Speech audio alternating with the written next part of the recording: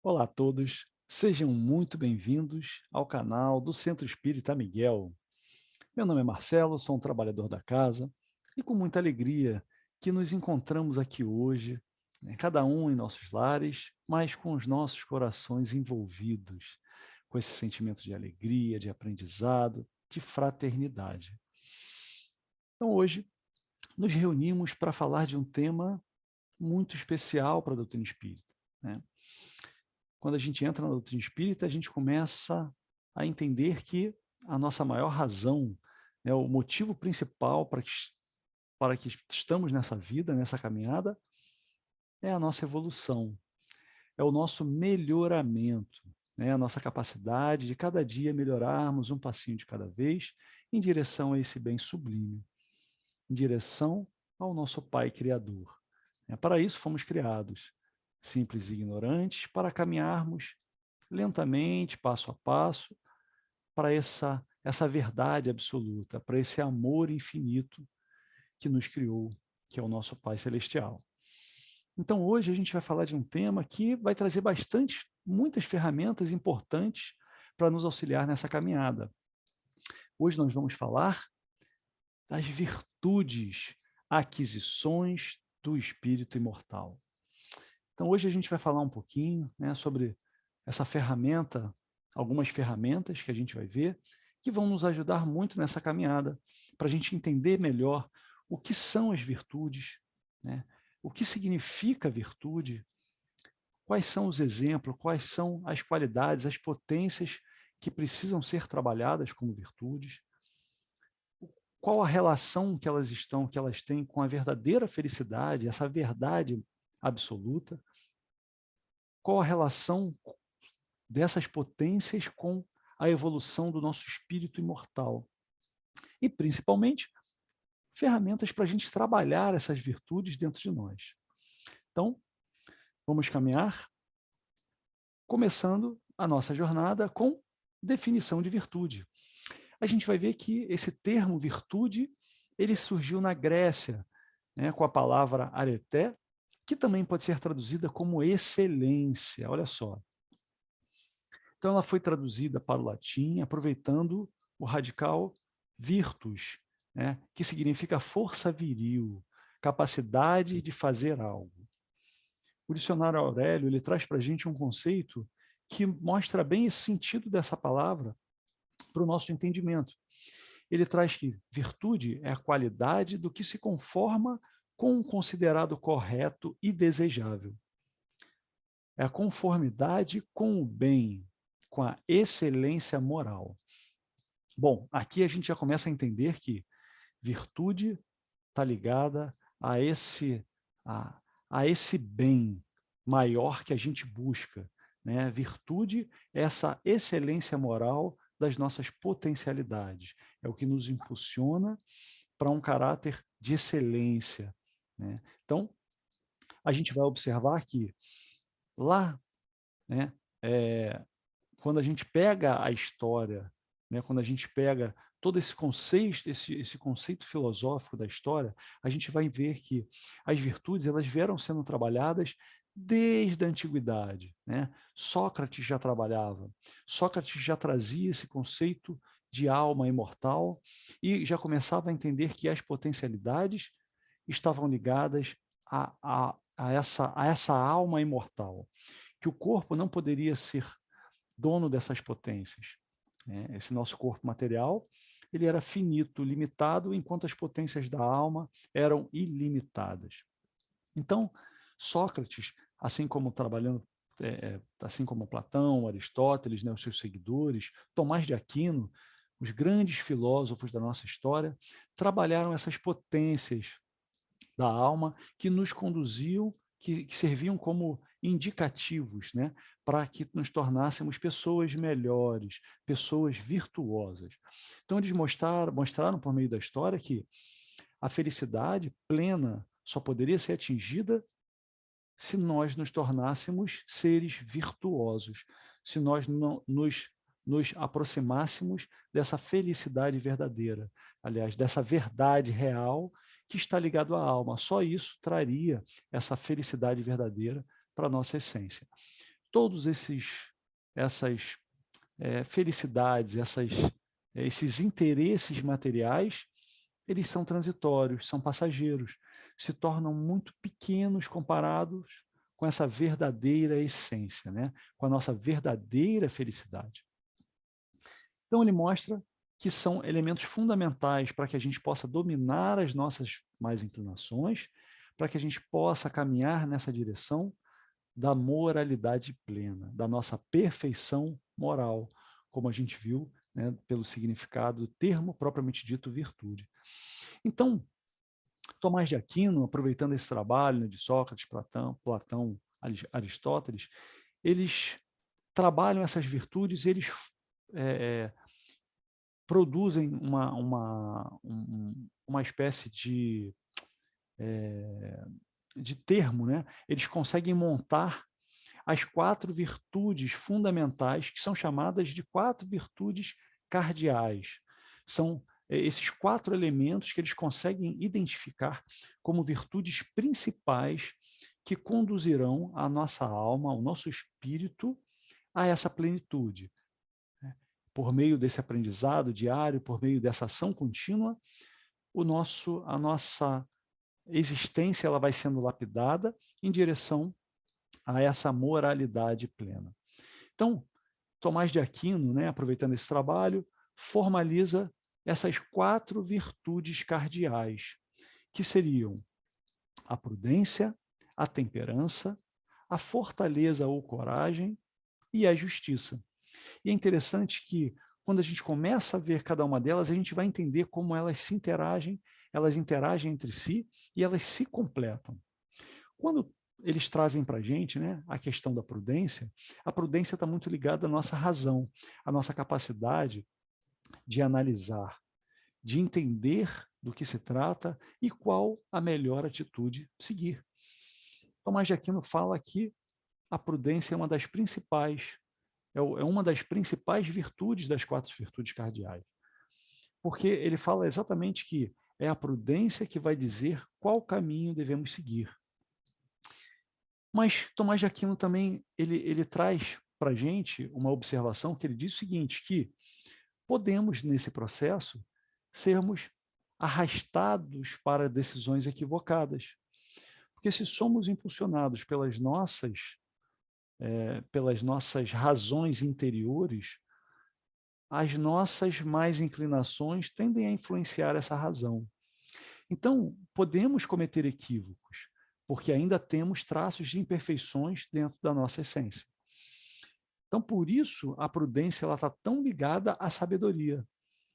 Porque, para trabalharmos essa noção de prudência, nós temos que ter o máximo de sabedoria, o máximo de conhecimento, de informação, para que a gente possa ter uma atitude o mais próximo possível da correta. Então, Tomás de Aquino ele fala que a prudência ela não pode caminhar sozinho, somente com a sabedoria. Ela precisa de mais outras 2 virtudes que vão ajudá-la nessa caminhada, vão dar esse norte para que ela não fuja para nenhum dos extremos. Então, Tomás de Aquino traz para a gente que é importantíssimo caminharmos com uma segunda virtude chamada temperança. A temperança é justamente o que vai nos afastar dos excessos, o que vai nos afastar dessas más tendências que nos arrastam, porque ainda nos equivocamos. Ainda entendemos que essas virtudes, né, essas sensações ainda terrenas são importantes. Então, a temperança vai mostrar para a gente que o que realmente é fundamental, a razão, ela vai nos direcionar, mas o que vai mostrar o que são os excessos é justamente a virtude da temperança. Mas nesse processo nós vamos precisar de uma outra virtude tão importante quanto a temperança, que é a coragem, a fortaleza, ou fortaleza, né? Pode ser usado um dos sinônimos. Então, a coragem ou fortaleza, ela vai ser justamente a virtude que vai nos ajudar a enfrentar esses desafios. Vai nos ajudar a entender para onde precisamos caminhar e caminhar com fé, com força, né, com confiança. Então, a coragem é que vai nos dar essa energia para traçarmos essa caminhada para essa direção correta, que a prudência e a temperança, que a temperança nos mostrou. Temperança nos afastou das escolhas erradas, ressaltou as escolhas certas. E a coragem vai nos dar energia para caminharmos nessa direção. Só que nesse processo de caminhada, a gente precisa também ter atenção e utilizar uma outra ferramenta, que é uma outra virtude, que se chama justiça. A justiça ela vai servir como um parâmetro para que nesse processo a gente entenda as nossas limitações com relação aos outros, a esses terceiros, aos outros agentes que estão em volta das nossas ações. Então, toda vez que a gente praticar uma determinada ação, eu preciso me preocupar se ela está sendo justa também com os outros que estão à nossa volta. Então, quando eu penso nessas 4 virtudes cardeais, é onde Tomás de Aquino ele traz para a gente a tese da conexão das virtudes. Ele começa a nos mostrar que essas 4 virtudes estão entrelaçadas e que elas precisam ser desenvolvidas sempre uma em correlação à outra. Seria impossível desenvolver uma dessas virtudes sozinho, sem trabalhar as demais. Mas aí a gente pode pensar o seguinte, né? E as nossas paixões? Então, se o objetivo das virtudes, né, é trabalhar essas paixões que nos arrastam para aqueles sentidos que ainda que são negativos, né? Combatermos as paixões internas que nos afastam desse caminho do bem. Então, uma pergunta aqui: todas as paixões são ruins? É uma primeira reflexão que eu trago, né? Será que todas as paixões que envolvem o nosso ser, que nos impulsionam, que nos estimulam, será que todas essas paixões precisam ser combatidas? Será que todas elas são negativas? E aí, pessoal? Para responder isso, a gente vai precisar da ajuda, né, do Livro dos Espíritos. Vamos recorrer lá na questão 907 do Livro dos Espíritos, para a gente entender se todas as paixões precisam ser combatidas. Para isso, Kardec pergunta aos espíritos: o princípio das paixões será mal em si mesmo, embora esteja na natureza? E os espíritos respondem: não. A paixão está num excesso aliado à vontade, visto que o princípio que lhe dá origem foi posto no homem para o bem e pode levá-lo a grandes coisas. Olha que interessante. O abuso que delas se faz é que causa o mal. Então, a gente já começou a entender aqui que a gente está falando muito de virtudes, né? De domar as nossas más inclinações, as nossas paixões. Mas a gente está começando a entender agora também que paixões são essas que precisam ser domadas? Que mais inclinações são essas que precisam ser domadas? Que sentimentos são positivos, me impulsionam, me estimulam e quais me arrastam para o lado contrário? Então, para ter um melhor entendimento, Kardec faz a questão 908, que diz o seguinte: como definir o limite em que as más paixões deixam de ser boas para se tornarem más? E os espíritos respondem: as paixões são alavancas que decuplicam as forças do homem. Olha que interessante. E o auxiliam na execução dos desígnios da providência. Mas, se em vez de as dirigir, deixa que elas os dirijam, o homem cai nos excessos e a própria força, que em suas mãos poderia fazer o bem, recai sobre ele e o esmaga. Então, essas 2 questões do Livro dos Espíritos, elas são importantíssimas para a gente entender que nem toda paixão é ruim. São elas, como o próprio Livro dos Espíritos traz para nós, né? São elas que muitas vezes nos impulsionam para o bem, nos impulsionam para grandes conquistas. O problema é eu ter a sabedoria de distinguir os extremos, né? Eu ter a sabedoria de domar esse sentimento para que eu conduza e não seja conduzido por ela. Isso mostra a importância do nosso tema de hoje para que a gente consiga entender como trabalhar as nossas virtudes para que a gente não seja conduzido pelas nossas paixões. Bom, então agora a gente já sabe que eu preciso da prudência, né? Eu preciso da sabedoria agregada para que eu consiga tomar atitudes acertadas.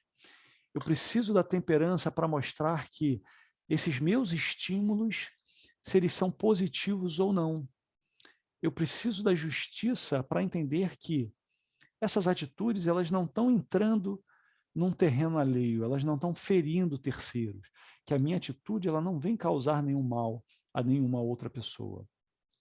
E principalmente eu preciso da coragem para entender que essas virtudes, para entender que determinadas tendências precisam ser combatidas. Lembram vamos lembrar do exemplo de Sócrates. Sócrates foi condenado à morte, não foi? Foi condenado a tomar um cálice de cicuta. Lembram? Qual foi a atitude de Sócrates quando ele foi condenado a ser morto por envenenamento? Sócrates se rebelou, se revoltou, ou ele manteve a sua serenidade, tomou o seu cálice de veneno e aceitou o seu destino com serenidade. Sócrates em nenhum momento se revoltou, porque ele sabia que para ele era melhor sofrer uma injustiça do que cometê-la. Então Sócrates recebe a sua pena, mesmo sabendo ser inocente, porque sabia que ele não estava cometendo nenhum mal a ninguém. Ele enfrenta corajosamente a morte frente a frente, entendendo que as suas potências, a sua real potência da alma seria mantida, a sua sabedoria seria mantida. A sua plenitude estaria viva após aquela passagem material limitada, transitória. Isso é coragem. Coragem de enfrentar, frente a frente, as dificuldades materiais, frente a um fim eterno, a um fim espiritual. Um grande exemplo para a gente, para uma dessas virtudes, que foi a coragem. Bom, mas, né, lá na primeira carta de Paulo aos Coríntios, né, capítulo 13, Paulo traz para a gente outras 3 virtudes também extremamente importantes, que são as virtudes teológicas, ou virtudes teologais, que são a fé, a esperança e o amor. São as virtudes que nos ligam a essa eternidade, né? Que nos ligam à sublimidade divina do Criador.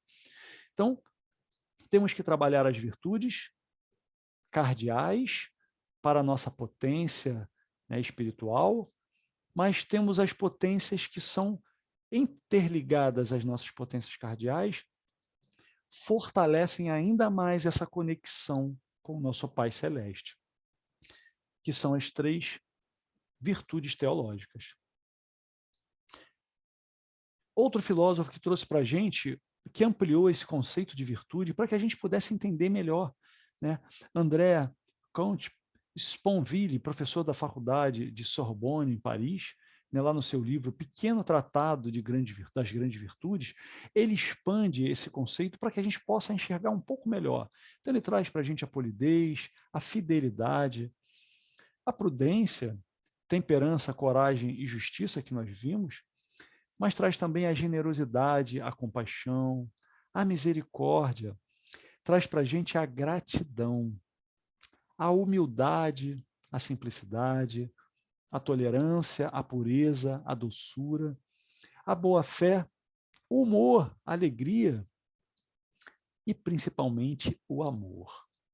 Então, são exemplos de potência que temos que trabalhar no nosso dia a dia para que possamos seguir em direção a esse Pai Criador, em direção à sublimação da verdadeira felicidade, que é esse sentimento de plenitude, de verdade, de amor. Então, a gente vai começar a ver agora que virtude ela está diretamente ligada à felicidade. A gente vai ver que lá nos estudos, né, feitos pelos principais, eu separei só alguns apontamentos, diversos e diversos, nós temos dezenas de filósofos na nossa história que trouxeram essas reflexões, mostrando que a nossa felicidade plena está ligada à nossa atitude virtuosa. Então, Sócrates, né, como eu já disse, né, ele colocava claramente que ele preferia sofrer uma injustiça a praticá-la. Né? Então, ele aceita a sua condenação feliz, como eu disse. Assim como Sócrates, Platão, Aristóteles e muitos outros filósofos nos ensinam que o homem não é só o corpo, mas principalmente a alma, que a verdadeira sabedoria pertence ao espírito imortal. Sabemos hoje já que fomos criados simples e ignorantes para seguirmos em direção ao Pai Celestial. Né? Fomos criados como fiel semelhança de Deus. Lógico, uma semelhança relativa, né? Deus é o Criador, jamais uma criatura pode ser igual ao Criador, senão ele também se tornaria Criador. Mas no sentido de caminharmos para essa perfeição relativa que podemos atingir, lapidando passo a passo as nossas atitudes, né? As nossas ações. Então, eles nos mostram que a felicidade está ligada ao verdadeiro bem da alma, que só pode ser atingido por meio de uma conduta virtuosa e justa. Para Aristóteles, virtude não é algo com o qual se nasce, mas algo que se deixa, algo que se desenvolve, que se cultiva. Enquanto a virtude intelectual cresce a partir do ensino, a virtude moral é adquirida como resultado do hábito de boas práticas. Tanto que Aristóteles, lá no seu livro, né, Ética a Nicômaco, ele traz para a gente uma passagem que é bem interessante, que ele fala: o hábito, meu amigo, não é senão uma longa prática que acaba por se tornar natureza. É o que a gente fala, né? A cada dia, a cada amanhecer, é uma nova oportunidade de nos transformarmos, de nos corrigirmos, de mudarmos as nossas atitudes, de revermos os nossos hábitos, transformarmos os nossos hábitos do dia a dia em hábitos melhores, em hábitos virtuosos, para nos direcionarmos para essa luz divina, para esse amor universal, que é pura luz. Então, o desenvolvimento de nossas virtudes nos aproxima de Deus. Então, por meio delas, nos aproximamos do Criador. Então, a gente começa a entender que as virtudes estão ligadas à prática do bem. Essa prática do bem aumenta as nossas potencialidades, nos afasta das más escolhas, e nesse processo de iluminação, nos aproximamos de Deus. Tanto que, né, a primeira epístola de Paulo, ela traz para a gente: Deus é amor. Aquele que permanece no amor, permanece em Deus, e Deus permanece nele. Assim também, né, em outra passagem de João, onde Jesus fala: eu vim ao mundo como luz, para que todo o que crê em mim não fique nas trevas. Então, a gente percebe que nós fomos criados para seguirmos a luz. A gente já sabe hoje, por meio da doutrina espírita, que o mal, na verdade, não existe, né? O mal é a ausência de bem. Então, o mal não foi criado. O mal que é praticado, ele, na verdade, é a ausência de amor. Então, esse mal que existe, que a gente enxerga, não foi um mal criado, e sim um mal que, na verdade, existe por meio da ignorância, por meio da gente se ausentar a essa prática do bem. Então, a gente percebe que, se a gente olhar a história, nós sempre buscamos adoração, sempre buscamos Deus, da nossa forma equivocada ainda, mas sempre buscamos Deus. Né? Lá atrás, quando a gente adorava os deuses, né? O Deus Lua, Deus Sol, o Deus Trovão, Deus Raio, quando a gente, de alguma forma, buscava potencialidades para nos conectarmos, a gente já estava buscando Deus. Ainda com ignorância, ainda com sentimentos equivocados, ainda com percepções equivocadas, mas a gente já estava buscando Deus. Isso mostra, a gente vê um ponto muito importante que chama atenção, né, que me chamou muita atenção, foi um momento no Egito onde, em meio a mais de 2.000 deuses, né, a um sistema totalmente politeísta, nós tivemos um faraó que, tocado por esse sentimento, transformou esse sentimento de adoração dos egípcios, derrubou todos os deuses politeístas e trouxe um único Deus, que foi o Deus representado pela figura do Sol. O faraó Akhenaton, isso foi mais ou menos em 1530 a.C., ele traz essa figura do Sol irradiando a sua luz em todos os seres da humanidade, como a representação do único Deus, do Deus Criador. Olha como trazemos dentro de nós essa essência divina que nos impulsiona.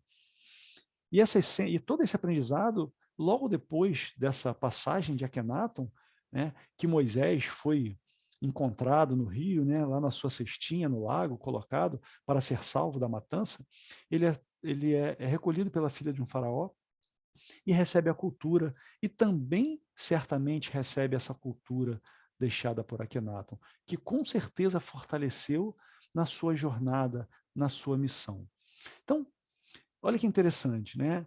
Um sistema totalmente politeísta se transforma em monoteísta. Claro que esse regime ele foi destituído em pouco tempo, não durou muito, porque, infelizmente, a gente sabe que o politeísmo ele trazia no Egito, ele alimentava diversos interesses. Ele alimentava poder, alimentava dinheiro, alimentava venda, um comércio muito grande. Muitos sacerdotes eram beneficiados com esse poder extremo, né, com essa venda de sacrifício de animais. E quando Akhenaton traz esse amor a esse Deus contemplativo, que não precisa de nada disso, né, que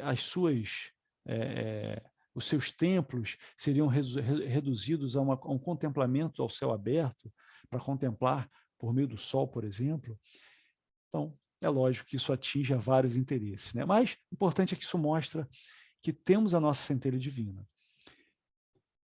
O Leon Denis traz, né, no seu livro, O Problema do Ser, Destino da Dor, ele traz lá, nesse capítulo 24, para a gente essa passagem muito importante também. Estamos na margem da ignorância, do desconhecimento, que me causam sofrimentos, angústia, tristeza, desespero.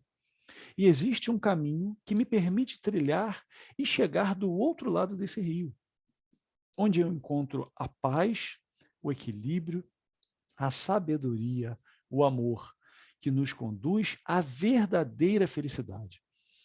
Olha como o conhecimento, olha como o conhecimento ele é primordial para nos direcionar para o bem. Não todo Emmanuel, não à toa Emmanuel traz para a gente, né, que o conhecimento a gente precisa primeiro conhecer, né, meditar, sentir, para então vivenciarmos. Então esse conhecimento ele é o embrião de todo essa transformação. Por meio dessa busca é que a gente consegue entender o que é certo, o que é errado, a gente consegue compreender por que caminhar em determinada direção. Esse grande escritor, né, Marquês de Valvernardes, né, em seu livro Reflexões e Máximas, ele traz uma reflexão interessante. Ele traz o seguinte, que a utilidade da virtude ela é tão evidente que os maus a praticam por interesse. Olha que interessante. A virtude, quando a gente começa a praticar, a gente começa a tornar os nossos hábitos virtuosos, isso traz um prazer tão grande, uma alegria tão grande, que isso começa a despertar interesse. Por que aquela pessoa é assim? Porque, na verdade, ela está em paz, ela está em conexão com tudo isso que é belo, que é sublime, que é divino. Isso transforma transformam as nossas decisões, né? A gente se torna pessoas melhores, nos tornamos pessoas melhores.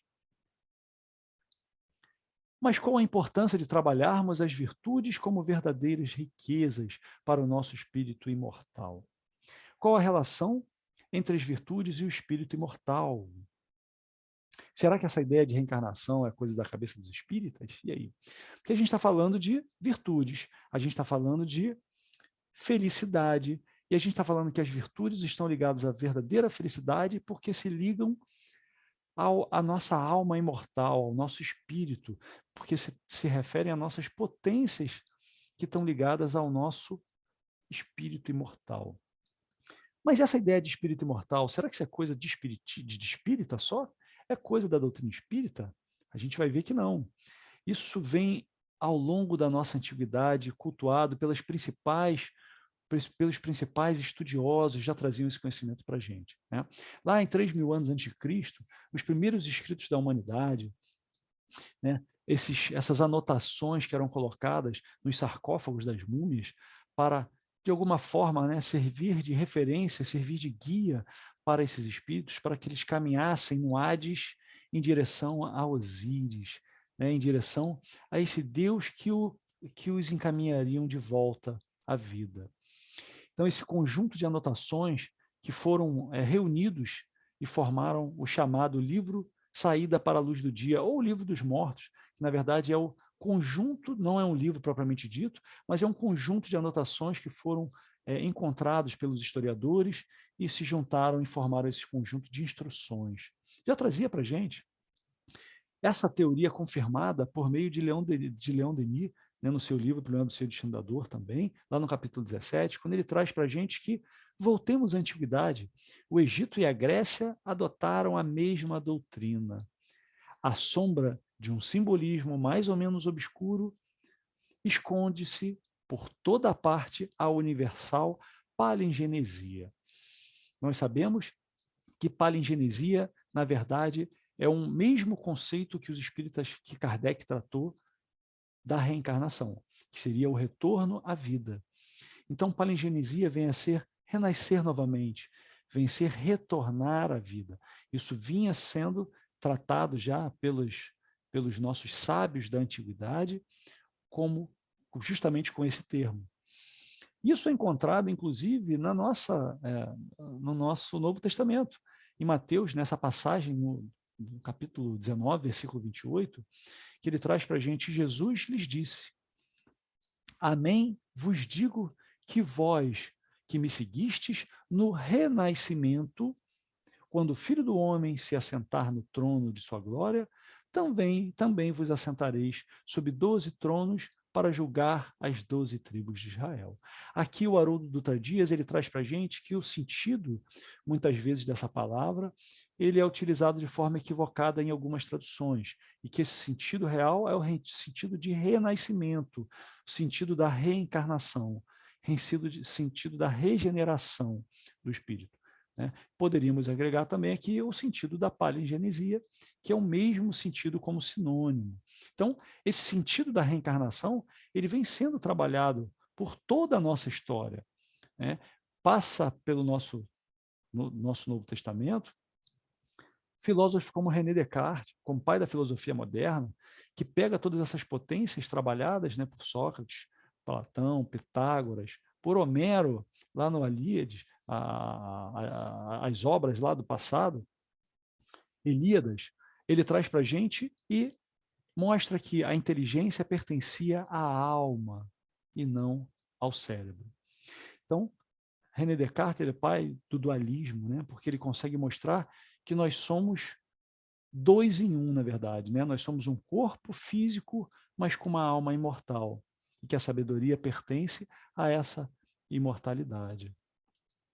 William Crookes, né, vencedor do Prêmio Nobel de Física de 1906, ele traz para a gente diversos experimentos que ele fez por meio de uma médium, né, por meio de materializações de espíritos. Ele fotografou, ele pesou materializações, ele pegou esse médium que materializava um espírito, pesou antes e depois da materialização, ele viu uma mudança radical de peso, quase a metade após essa doação fluídica. Ele pega, com a ajuda dos espíritos, ele materializa uma mão dentro de uma massa de parafina, e ao espírito se desmaterializar, essa luva ela fica perfeita com todos os traços, coisa que jamais poderia ser feita, porque ao tirar a mão, esse molde se destruiria. Então a gente vê aqui que a gente agora já consegue entender nesse ponto o que é virtude, que ela nos encaminha para o bem, que é o sentimento de excelência, né, de plenitude moral. A gente já viu alguns exemplos, a gente entendeu as 4 virtudes cardeais e as 3 virtudes teológicas, e vimos a sua interconexão, as suas interconexões. Nós vimos que as virtudes elas estão diretamente ligadas à felicidade plena do espírito, porque é o que é imortal, é belo, é sublime, carrega o que é perfeito, porque isso é a essência da criação, é a essência de Deus. Então, a principal pergunta agora, como trabalharmos as nossas virtudes? Como trabalharmos? É o que a gente vai ver agora. Bom, Paulo já dizia, né? Tudo me é lícito, mas nem tudo me convém. Marcos trazia para a gente, pois que aproveitaria o homem ganhar o mundo inteiro e perder a sua alma? Então, a nossa resposta de como trabalhar as nossas virtudes, a gente vai pedir ajuda a Pedro. Pedro vai trazer para a gente lá na sua segunda epístola, ele vai trazer o seguinte, ele vai acrescentar a importância do estudo para trabalhar as nossas virtudes. Então ele vai mostrar para a gente que uma das ferramentas para trabalhar essa virtude é o estudo.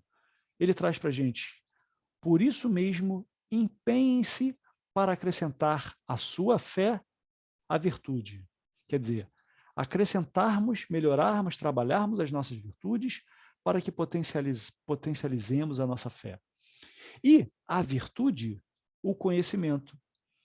Por meio do estudo, por meio do aprendizado, por meio das reflexões, por meio das nossas meditações em cima de alguns temas, nós vamos aprimorar as nossas virtudes. E a busca pelo conhecimento nos leva a vencer as nossas más inclinações. É o que Pedro nos orientou. Mas como fazer isso? Né? Então, o conhecimento ele é interessante, ele é importante e primordial nessa caminhada. Mas nessa busca desse conhecimento, a gente pode ser ainda induzido pelas nossas más inclinações e a gente até ter entendimentos errados. Então, como domar essas más inclinações? Como domar esses estímulos que, mesmo diante do conhecimento, ainda nos estimulam numa posição contrária, a um entendimento equivocado? E aí a gente vai pedir ajuda lá no Livro dos Espíritos, na questão 909, que Kardec pergunta, o homem sempre podia vencer suas más tendências mediante seus próprios esforços? E os espíritos respondem, sim, e às vezes com pouco esforço. O que lhe falta é a vontade. E ainda completa um desabafo. Isso os espíritos. Ah, como são poucos os que se esforçam entre vós. Então aqui a gente começa a entender que a gente precisa buscar o conhecimento necessário e, principalmente, ter essa autorreflexão de entendendo o que é certo, o que é errado, a gente se esforçar nesse caminho, a gente se esforçar verdadeiramente em domar aos nossos excessos, domar os nossos excessos, né? Domar aquelas paixões que estão tentando nos dominar. Na questão 913, Kardec pergunta, dentre os vícios, qual o que se pode considerar radical, qual o que pode se considerar principal para que a gente precise trabalhar, né? Qual das nossas mais tendências que funcionam como elementos principais para o nosso erro, para as nossas decisões equivocadas? E os espíritos respondem, já o dissemos inúmeras vezes, o egoísmo.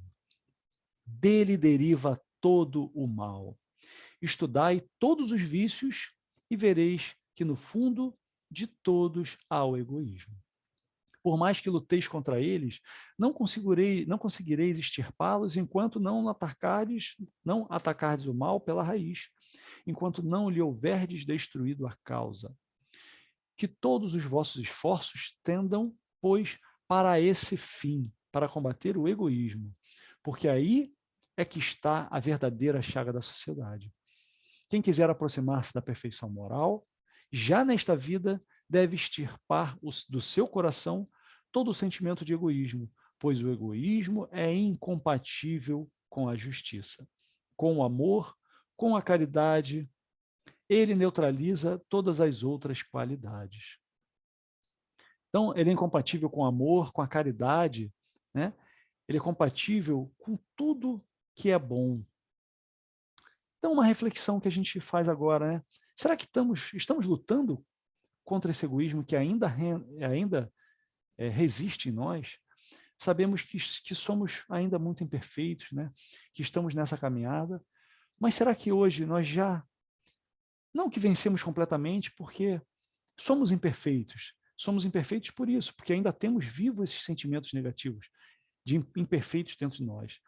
Mas será que nós já estamos, como a gente viu na questão anterior, nos esforçando em combater esse egoísmo? Será que a gente já está realmente olhando esse egoísmo de frente, com coragem, com a virtude da coragem, da fortaleza, para vencê-lo a cada dia? Essa é uma reflexão que a gente precisa fazer. Então, se o egoísmo é o pior dos vícios, o que precisa ser erradicado no nosso coração? Qual a principal virtude que nos auxiliará nessa jornada? Então, ó, se o egoísmo é o pior dos vícios que precisa ser erradicado do nosso coração, qual a principal virtude que nos auxiliará nessa jornada? E aí a gente vai pedir ajuda lá no caminho, no livro Caminho da Luz, A Caminho da Luz, né, no capítulo 12, que trata da manjedoura da vinda do nosso amado Mestre Jesus, que diz o seguinte: a manjedoura assinalava o ponto inicial da lição salvadora do Cristo, como a dizer que a humildade representa a chave de todas as virtudes. Começava a era definitiva da maioridade espiritual da humanidade terrestre, de vez que Jesus, com sua exemplificação divina, entregaria o código da fraternidade e do amor a todos os corações. Então, Jesus, como nosso guia e modelo, veio trazer para a gente o principal ensinamento, que é o amor. E para começar essa caminhada de ensinamento, ele trouxe o maior símbolo de humildade, que foi a sua chegada no mundo, o seu nascimento, num local simples, humilde, sem nenhum luxo, sem nenhum tipo de regalia, mostrando para a gente que a humildade, né, ela representa a chave de todas as virtudes para a nossa caminhada, para o nosso crescimento. Lá no capítulo 17, né, do Evangelho segundo o Espiritismo, no capítulo Sede Perfeitos, lá no item 3, o item Homem de Bem, né, esse capítulo traz para a gente um ensinamento surpreendente, formidável, profundo, que a gente agora vai pegar tudo isso que a gente viu sobre virtudes e a gente vai materializar nesse ensinamento que o livro dos Espíritos, que o Evangelho segundo o Espiritismo traz para a gente. O verdadeiro homem de bem é o que cumpre a lei de justiça, de amor e de caridade, na sua maior pureza. Se ele interroga a consciência sobre seus próprios atos, perguntará a si mesmo se não violou essa lei, se não praticou o mal, se fez todo o bem que podia, se desprezou voluntariamente alguma ocasião de ser útil, se ninguém tem qualquer queixa dele. Enfim, se fez a outrem tudo o que gostaria que lhe fizessem. Esse homem de bem, né, tem fé no futuro, razão pela qual coloca os bens espirituais acima dos bens temporais. Sabe que todas as vicissitudes da vida, todas as dores, todas as decepções são provas ou expiações e as aceita sem murmurar. Olha o exemplo de Sócrates, quando ele toma o seu cálice de cicuta, né? Em nenhum momento ele se deixa levar, ele tem fé, ele tem coragem, ele tem a prudência, né? Ele sente que a sua atitude ela está calçada pelas virtudes necessárias para a sua evolução. Continuando, o homem de bem encontra a satisfação nos benefícios que espalha, nos serviços que presta, em fazer felizes os outros, nas lágrimas que enxuga, nas consolações que prodigaliza aos aflitos. Seu primeiro impulso é para pensar nos outros, antes de pensar em si. É para cuidar do interesse dos outros antes do seu próprio interesse, contrariando ao egoísta, que calcula os proventos e as perdas de toda ação generosa. O homem de bem, ele é bom, é humano, é benevolente para com todos, sem distinção de raças nem de crenças, porque em todos os homens vê irmãos seus. Estuda suas próprias imperfeições e trabalha incessantemente em combatê-las, olha a importância de conhecer as nossas imperfeições, né? Do conhecimento, da busca, da reflexão, para que a gente possa identificar e, com coragem, transformá-la a cada dia. Emprega todos os esforços para fazer dizer no dia seguinte que traz em si alguma coisa melhor do que na véspera, né? Então, aqui, para a gente finalizar, essa maravilhosa reflexão trazida nesse capítulo do Evangelho segundo o Espiritismo, trazida, a gente vai, eu trouxe agora aqui um trechinho, né, da mensagem de François Nicolas Madeleine, lá em Paris, 1863, quando ele traz para a gente, lá no capítulo 17, na parte de Instrução dos Espíritos, ele traz uma mensagem linda, eu separei um pedaço que, para coroar, fechar com chave de ouro o nosso encontro de hoje. Ele traz para a gente: afastai, porém, de vossos corações tudo o que seja orgulho, vaidade, amor próprio, que sempre tiram o encanto das mais belas qualidades. Mais vale pouca virtude com modéstia do que muita com orgulho. É pelo orgulho que as humanidades sucessivas se têm perdido. É pela humildade que um dia elas haverão de redimir-se. Então aqui, eu desejo do fundo do coração que a gente consiga internalizar, todos nós, né, todas essas virtudes que trabalhamos, que possamos ter a sabedoria de buscar o conhecimento necessário por meio das filosofias, por meio da doutrina espírita, por meio da ciência, né, por meio de todas essas potências que trazem para a gente, que nos ampliam os horizontes, para que a gente tenha essa temperança de afastar tudo que é excesso, de afastar tudo que é paixão dominadora, né? Que a gente tenha a justiça em cada ato, que a gente não entre no espaço de ninguém, que a gente consiga viver em sociedade de forma plena, de forma, né, harmoniosa, e que, sobretudo, tenhamos a coragem de trilhar cada um desses degraus, dessa linda escada que vai nos conduzir a esse abraço amoroso do Mestre, que está lá nos aguardando.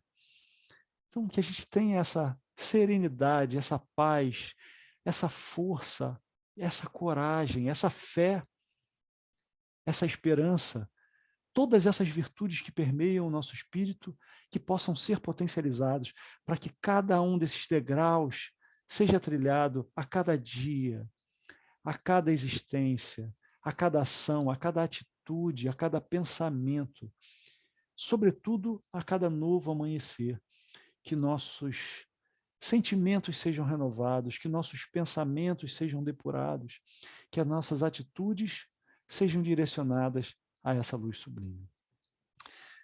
Agradeço a todos, que tenhamos uma semana de muita paz e um beijo no coração de todos. Graças a Deus.